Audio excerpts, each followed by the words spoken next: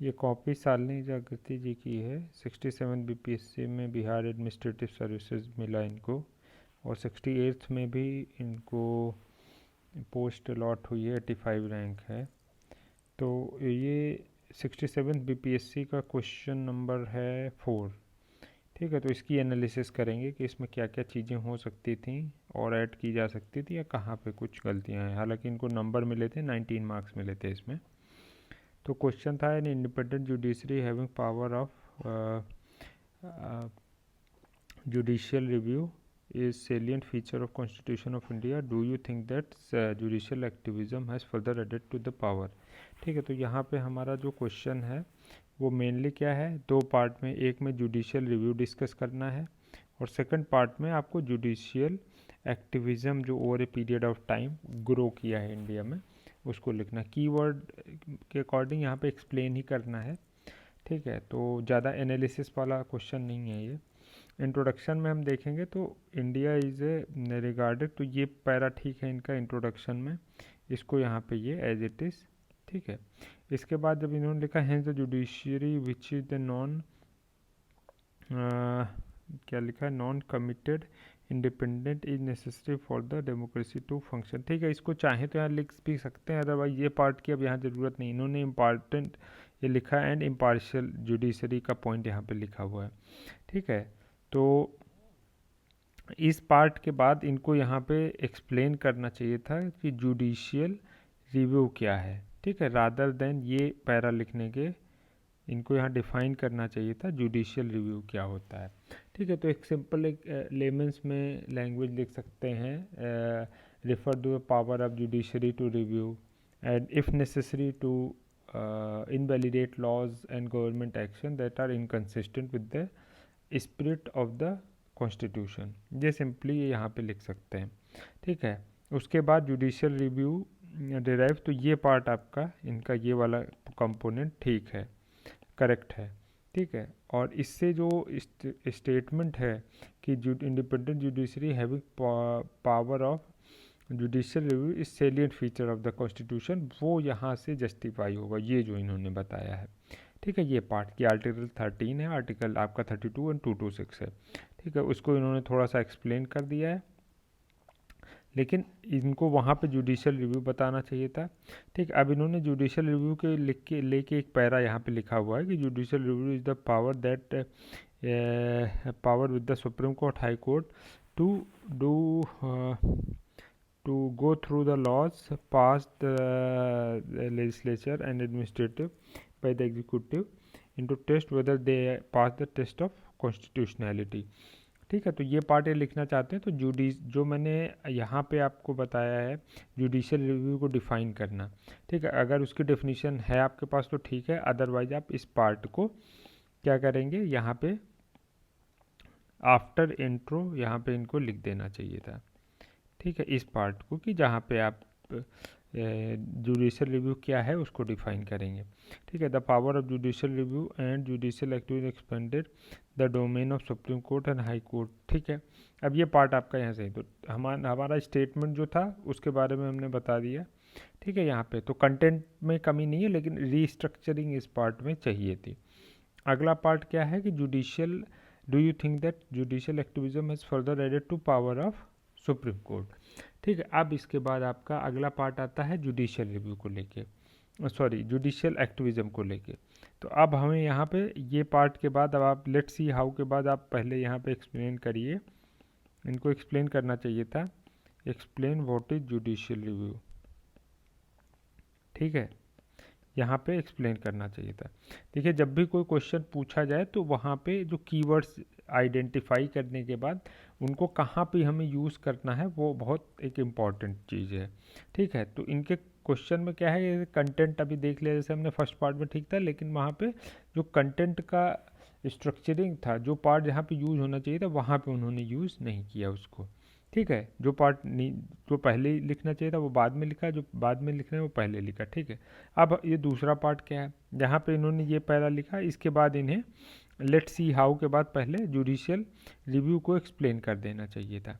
ठीक है, नेक्स्ट इन्होंने लिखा हुआ है every law passed by the legislation that is not agreed by the certain section is challenged in the, इस पार्ट की यहाँ पे ज़रूरत नहीं है, ठीक है, ये पैराग्राफ नॉट रिक्वायर्ड, ठीक है। जुडिशल एक्टिविज्म में where judiciary performance duty to deal with the zeal and enthusiasm, ये जील एंड एंथुजियाज्म तो ठीक है, लेकिन ये करेक्ट डेफिनेशन जुडिशियल एक्टिविज्म की नहीं है, ठीक है। जुडिशियल एक्टिविज्म की जो एक लेमेंस में या जो जनरल डेफिनेशन मानी जाती है वो ये मानी जाती है कि judicial activism refers where judiciary goes beyond passive role of merely interpreting the laws, ठीक है, and constitutional and actively engage in, जो कीवर्ड यहाँ पे अक्सर यूज होता है, shaping and influencing public policy, ठीक है। ये पार्ट आपको यहाँ पे लिखना पड़ेगा। तो ये जो इन्होंने डेफिनेशन लिखी है इसका यहाँ बहुत सही नहीं है। अगर ये जैसे मैंने बोला कि जुडिशियल रिव्यू को इस पैरा के बाद आना चाहिए था, तो ये डेफिनेशन बीच का पैरा ये हटा के जुडिशियल एक्टिविज्म इन्होंने लिखा, पर ये डेफिनेशन बहुत अच्छी नहीं है, ठीक है। जो मेन जुडिशियल एक्टिविज्म एक कंटेंट मतलब सॉरी एक जो टर्म है उसकी ये डेफिनेशन से 30% डिफाइन करती है, तो थोड़ी अप्रोप्रिएट डेफिनेशन होनी चाहिए। अब इसके बाद इनको ये दिखाना चाहिए था कि जुडिशियल एक्टिविज्म किस तरीके से, ठीक है, सुप्रीम कोर्ट के एम्बिट को इम्प्रूव कर रहा है। अब इन्होंने यहाँ पे क्या किया, इन्होंने जुडिशियल एक्टिविज्म के एग्जांपल दे दिए, इनकी एज सच यहाँ पे इन एग्जांपल्स की यहाँ पे ज़रूरत अभी नहीं थी, ठीक है। अगर चाहें तो आप एक एग्जांपल जैसे सेफगार्डिंग द पॉलिसी करके बताया आपने, उसके बाद कोई एक एग्जांपल आप लिख दीजिए, जैसे इन्होंने विशाखा गाइडलाइन का लिख दिया, कोई भी एक एग्जाम्पल लिख दीजिए, ठीक है। हालांकि इसके बाद जो इन्होंने लाइन लिखी अच्छी है एंड बट एक्शन ओरिएंटेड, ये पॉइंट को यहाँ पे रिटेन रखना चाहिए, ठीक है। तो इस पार्ट में अब आपका shaping influencing public policy definition लिखेंगे, ये पार्ट लिखेंगे। अब इसके बाद ये वेरियस एग्जांपल्स की ज़रूरत नहीं है यहाँ पे, ठीक है। अब इसके बाद हमें क्या बताना, जो मेन क्वेश्चन की डिमांड क्या है, हैज़ इट, क्वेश्चन क्या था हमारा कि हैज़ इट एक्सपेंडेड या do you think it has further added to the power of supreme court. तो ये अब हमको डिस्कस करना था, क्या पावर ऑफ सुप्रीम कोर्ट को इसने बढ़ाया, तो ऑब्वियसली इसने पावर ऑफ सुप्रीम कोर्ट को बढ़ाया है। तो ये पार्ट लिखने के बाद आप लिखेंगे यहाँ पे जो वेरियस एग्जांपल है, यहाँ पे आप ये पैरा लिखिए, एक ट्रांजिशन लाइन लिखेंगे कि some aspect of judicial activism that have added to power of supreme court is visible from following points, ठीक है। अब ये आप यहाँ पे ट्रांजिशन पैरा लिखेंगे और कुछ पॉइंट्स आप आइडेंटिफाई करेंगे जहाँ पे पावर इन्हेंस हुई है, ठीक है।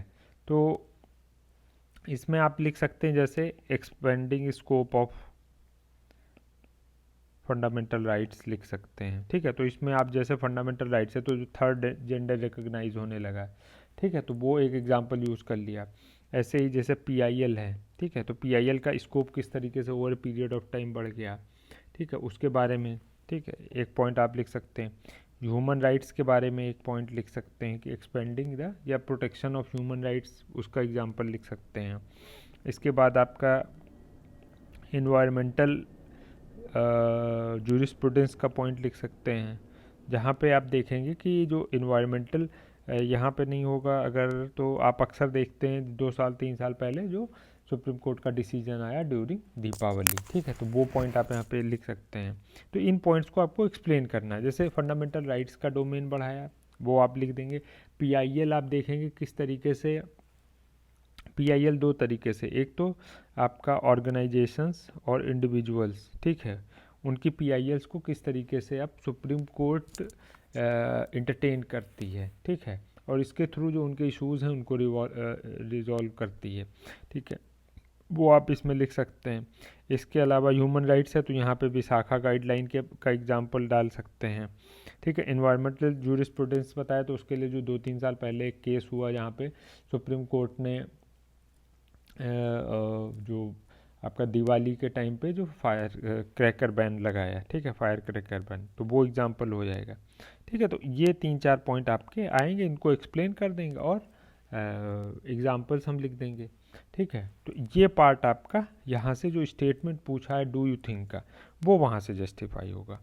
ठीक है, तो ये पार्ट इनको पूरा एक तरीके से इसमें थोड़ी सी ओवरहॉलिंग चाहिए था। एग्जाम्पल्स इनके अच्छे लिखे हुए, इसमें कोई दो राय नहीं है।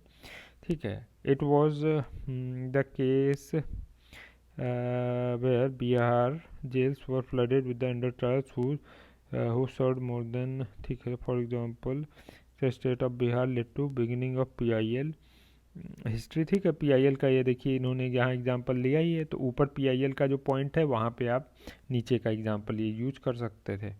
ठीक है, इसके बाद है hence through the provision of judicial activism judiciary has ensured fundamental right citizen. ठीक है, चलिए ये वही का पॉइंट है जो मैंने बताया, जिसको एक्सप्लेन करना है उसी को इन्होंने समरी वाइज करके लिख दिया है।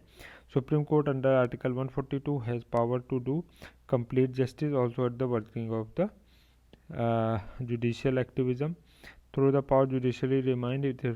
ठीक है, अब इन्होंने चलिए ये पॉइंट लिखे हैं, इन्होंने देखिए जो कंटेंट था उसमें इन्होंने एग्जाम्पल अलग लिखा है, और जो की डिमांड थी, जो जहाँ पे आपको दिखाना था कि कैसे पावर इन्हेंस हुई, ठीक है, कैसे डोमेन इन्हेंस किया, वो अलग इन्होंने लिखा है। ठीक है, तो जैसे ये पार्ट इनका करेक्ट है, जुडिशरी रिमाइंड द लेजिस्लेटिव, ये पार्ट करेक्ट है। हाईलाइट द लेक्यूनास लॉ, ठीक है, चलिए protect the right of citizen, ठीक है। हाईलाइट द इनएक्टिविटी, हालांकि इसकी ज़रूरत है सच नहीं है, ठीक है, लेकिन तब भी ये point strengthening democracy point not, ये रेलिवेंट पॉइंट नहीं है। ठीक है, नॉट रेलिवेंट, क्योंकि ये इन्होंने क्या किया है कि इस पॉइंट में जो जुडिशियल एक्टिविज्म था उसको लेके जो उसके पॉजिटिव जो प्रोज एंड कॉन्स को लेके हम क्वेश्चन आता है डिस्कस करते हैं, उसके एस्पेक्ट में लिखना शुरू कर दिया है। ठीक है, तो ये पॉइंट वो डोमेन से रिलेटेड नहीं है। ठीक है, reform in the legal system, ठीक है, तो ये पॉइंट इनके करेक्ट है, लेकिन सिंपल सेम चीज़ जो मैंने बताई, जो स्ट्रक्चरिंग है वो इनकरेक्ट हो गई है इस आंसर की।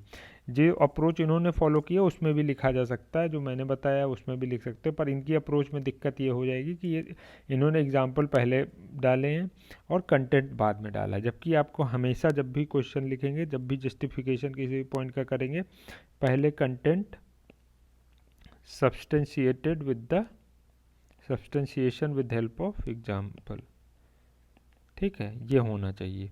ठीक, तो ये पार्ट इनको थोड़ा सा रिस्ट्रक्चर करना चाहिए था।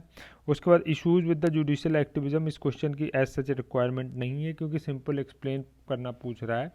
ठीक है, हालांकि आप लिख सकते हैं, लेकिन इस क्वेश्चन में do you think the judicial, अगर यही क्वेश्चन पूछता, ठीक है, एनालाइज करके पूछता, ठीक है, रादर देन एक्सप्लेन, ठीक है, तो उसमें आप जुडिशियल एक्टिविज्म के इश्यूज़ को बिल्कुल आप एलेबोरेट करके लिखेंगे वहाँ पे।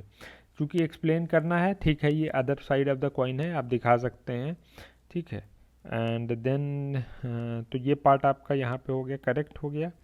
इसके बाद through the judicial review along have expanded the power judiciary also raised apprehensions. Supreme Court itself had the judicial not in the adventure. Government ultimately, the court of judicial activism must be the course of judicial activism must be adopted as a strategy of